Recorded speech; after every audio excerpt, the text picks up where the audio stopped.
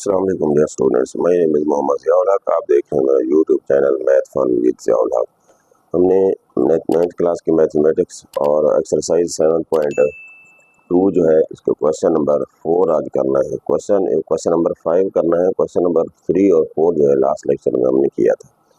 तो question number 3 और 4 में हमने यही देखा था कि हमने बताना था भी हाँ भी ये पैरेलल है या परपेंडिकुलर है। जो दो लाइंस आपको यहाँ पर गिवन थी तो हम उनको देखते थे। पैरेलल है, पैरेलल के लिए कंडीशन ये थी कि पहली लाइन की जो है स्लोप फाइंड कर लें, दूसरी की स्लोप फाइंड कर लें और उसके बाद फिर चेक कर लें अगर वो दोनों M1 और M2 एक दूसरे के इक्वल है तो फिर वो क्या होती है, लाइन से पैरेलल होती है। और परपेंडिकुलर के लिए कंडीशन थी कि M1 और M2 को मल्टीप्लाई करें, यानी उनका प्रोडक्ट लें तो वो किसके इक्वल आना चाहिए, -1 के इक्वल आना चाहिए। तो इसी तरह जो है अब भी यहाँ पे जो क्वेश्चन गिवन है इसमें दो पॉइंट गिवन है, मतलब दो लाइंस गिवन है। तो इसी तरह जो है वहाँ से भी हमने बताना है ये पैरेलल है या परपेंडिकुलर है या नानाबीज है। तो सबसे पहले जो हम क्या करेंगे, तो इसका ए पार्ट है, तो इसके ए पार्ट को हम सॉल्व करते हैं। ए में पॉइंट आपको यहाँ पर गिवन है, तो मैं यहाँ पे लेट कर देता हूँ, लेट ए इनटू इसका पॉइंट जो है पहला वो है 1 - 2 और दूसरे को हमने नाम दे दिया b इंटू 2 4 और इसी तरह जो है फिर एंड है और c का नाम दे देते हैं हम तीसरे को 4 1 है और उसके बाद जो है फिर हम इसको d का नाम देते हैं -8 और 2 है। तो अब यहाँ पर जो है ये वाली एक लाइन बनेगी, दूसरी लाइन वो बनेगी, तो वहाँ से हम देखेंगे ये क्या है। इसका ए यानी नंबर 1 जो है फाइंड करेंगे पैरेलल है या परपेंडिकुलर है या नानाबीज है। तो सबसे पहले जो है यहाँ पर हम स्लोप ऑफ ए बी हम फाइंड करेंगे। तो यहाँ पे हम लिखेंगे slope of A B equal to, इसका फार्मूला जो है y2 - y1 over x2 - x1। अगर मैं स्लोप ऑफ ए बी को नाम दे दूं किसका, M1 का, तो फिर यहाँ पे हम इनकी जगह पे वैल्यूज पुट कर देंगे। y2 यहाँ पर क्या है, 2 है, फिर आगे माइनस है, y1 कितना है 1 ओवर x2 कितना है यहाँ पर 2 है 2। अच्छा अब यहाँ पर देखें, ये थोड़ा सा मैंने गलत लिखा है यहाँ पे, तो इसको देखें y2 - y1, यहाँ पर y2 की वैल्यू कौन सी है। अब बंदा इसी तरह जो है यहाँ से भूल जाता है, मिस्टेक हो जाती है, तो आपने यहाँ पे कोशिश कर रही है x1 y1 x2 y2 इनकी वैल्यूज को पहले राइट कर लेना है, ये लिख लिया करें। तो यहाँ पर जो है चले मैं इसको लिख देता हूँ पहले, x1 जो है वो किसके इक्वल है 1 है, y1 जो है वो है -2 और सेम इसी तरह x2 जो है वो 2 है और y2 जो है वो 4 है। तो फिर हम यहाँ पे हम स्लोप फाइंड करते हैं M1। अब y2 4 है, 4 माइनस y1 वो कितना है -2 ओवर x2 की वैल्यू यहाँ पर 2 है, 2 माइनस x1 की यहाँ पर जो है क्या है 1। तो सेम इसी तरह तो फिर यहाँ से हम लिख सकते हैं M1 इक्वल टू ये बन जाएगा 4 माइनस प्लस का 2 ओवर 2 - 1 1, इसका हमारा आंसर आ गया 6। अब यहाँ पर जो है M1 जो है स्लोप ये हमारी फाइंड हो गई है। तो अब हम क्या करते हैं, इसका स्लोप ऑफ CD फाइंड कर लेते हैं। तो यहाँ पे हम लिखेंगे slope of CD equal to y2 - y1 over x2 - x1। तो अब इसमें हम वैल्यूज को अलग तरह लिख देते हैं। x1 जो है वो 4 है, y1 जो है यहाँ पर 1 है और इसी तरह x2 है -8 और y2 है 2। तो यहाँ पे हम पुट कर दें, इसको मैं नाम दे देता हूँ M2 का। y2 की वैल्यू यहाँ पर क्या है 2 माइनस y1 की क्या है 1 ओवर x2 की क्या है -8 और उसके बाद -x1 की यहाँ पर क्या है 4। तो ये बन जाएगा M2 equal to 2 - 1 1 over minus का 12। तो ये हमारे पास क्या आ गया m2 की स्लोप यानी आ गई है, मतलब 2 पॉइंट गिवन थे, हमने स्लोप फाइंड कर ली m1 और m2। अब हमने ये चेक करना है क्या ये इक्वल है या नहीं है। पैरेलल के लिए कंडीशन होती है m1 और m2 का इक्वल होना चाहिए। तो यहाँ पर देखो m1 क्या है 6 है, m2 क्या है -1/2 है। तो यहाँ पे अगर हम इसको मैं इसका एक जो इसका नंबर 1 पार्ट है तो इसको हम चेक करें पैरेलल। अब यहाँ पे लिख देंगे हम 2 lines are parallel if m1 equal to m2। m1 किसके इक्वल था 6 इक्वल टू -1/12 इक्वल नहीं है तो यहाँ पे नॉट इक्वल टू, तो मतलब यह पैरेलल भी नहीं। अच्छा, अब यहाँ पर जो है फिर नंबर 2 में देखें, वो कहता है परपेंडिकुलर। परपेंडिकुलर, अब परपेंडिकुलर के लिए कंडीशन होती है, यहाँ पे हम ये लिख सकते हैं 2 लाइन्स आर परपेंडिकुलर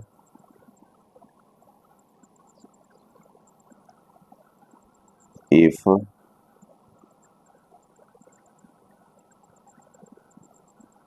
स्लोप्स। अब यहाँ पर देखें,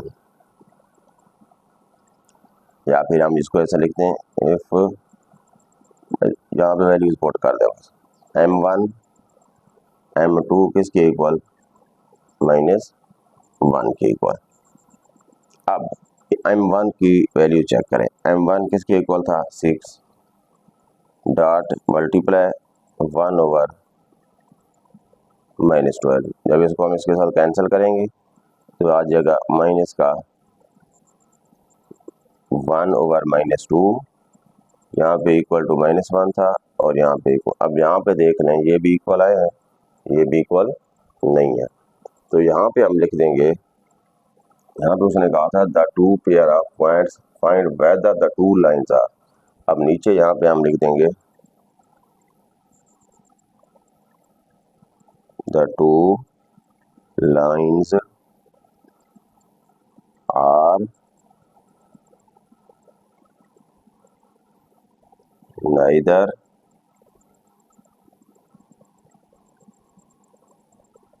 parallel nor perpendicular।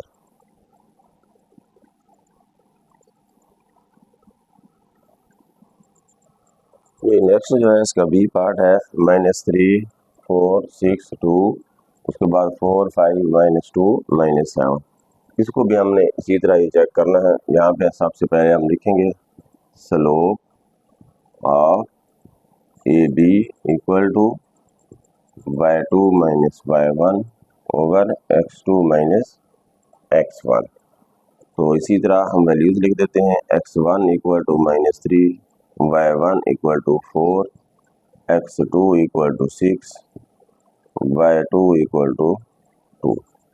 तो यहाँ पर हम क्या करेंगे, हमने फाइंड कर ली। अब इसको जो है हम इसकी स्लोप फाइंड करते हैं। इसको हमने m1 का नाम दिया, वैल्यूज पुट के। तो यहाँ पर y2 - y1 है, y2 की वैल्यू पुट कर दो 2 - 4 ओवर x2 जो है वो 6 है, 6 माइनस और उसके बाद फिर -3 है, तो ये आ जाएगा -2 ओवर 6 प्लस का 3। तो m1 जो है वो इक्वल आ गया -2 ओवर 6 + 3 क्या होता है 9। तो इसी तरह हम C और D पॉइंट हैं, इसको देखते हैं। C × 4 5 और D × -2 -7। तो यहाँ पे हम लिख देंगे slope of CD equal to y2 - y1 over x2 - x1। तो इनकी वैल्यूज लिख लो, x1 equal to 4, y1 5, x2 -2 और y2 -7। तो इसकी स्लोप को नाम देते हैं m2 का। अब यहाँ पर वैल्यू पुट करो, y2 minus 7 minus y1 5 over x2 minus 2 minus 4, m2 equal to minus का 12 ओवर माइनस 6। ये यहाँ से कट गया, तो फिर m2 जो है वो इक्वल आ गया 2 के। अब m2 की हमने वैल्यू फाइंड कर ली। अब इसी तरह जो यहाँ पर देखो, अब m1 क्या था और m2 क्या है। तो अब इसमें देखें क्या ये दोनों इक्वल हैं। तो यहाँ पे जब इसका जो है फर्स्ट पार्ट हम फाइंड करते हैं पैरेलल वाला, इसको चेक करते हैं। m1 हमारे पास आया था 2/9 और m2 जो है वो आया है 2। अब यहाँ पे लिखेंगे हम 2 lines are parallel if slopes are equal। m1 इसके इक्वल होने चाहिए m2 के, माइनस 2/9 और ये 2 इक्वल नहीं है, नॉट इक्वल। अब यहाँ पे हम लिख सकते हैं 2 लाइन्स आर नॉट पैरेलल। अब इसी तरह नंबर 2 में इसको परपेंडिकुलर चेक करना है। परपेंडिकुलर नीचे हम लिखते हैं 2 lines are perpendicular if m1 m2 equal to -1। अब m1 और m2 की वैल्यू पुट कर दो। m1 किसके इक्वल है 2/9, m2 है 2 इक्वल टू -1, तो ये बन जाएगा माइनस का 4/9 नॉट इक्वल टू आ गया -1। अब ये इक्वल नहीं है, तो नीचे यहाँ पे हम ये लिख सकते हैं the 2 lines are not perpendicular. अब यहाँ से क्या चीज़ समझ आई, तो यहाँ पे हम लिख सकते हैं 2 लाइन्स आर नॉट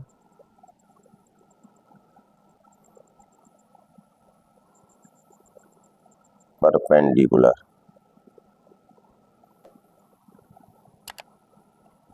अब नीचे जो है हम यहाँ पे इसका जो रिजल्ट लिखेंगे वो यही होगा, क्योंकि ना ही ये पैरेलल है और ना ही परपेंडिकुलर है,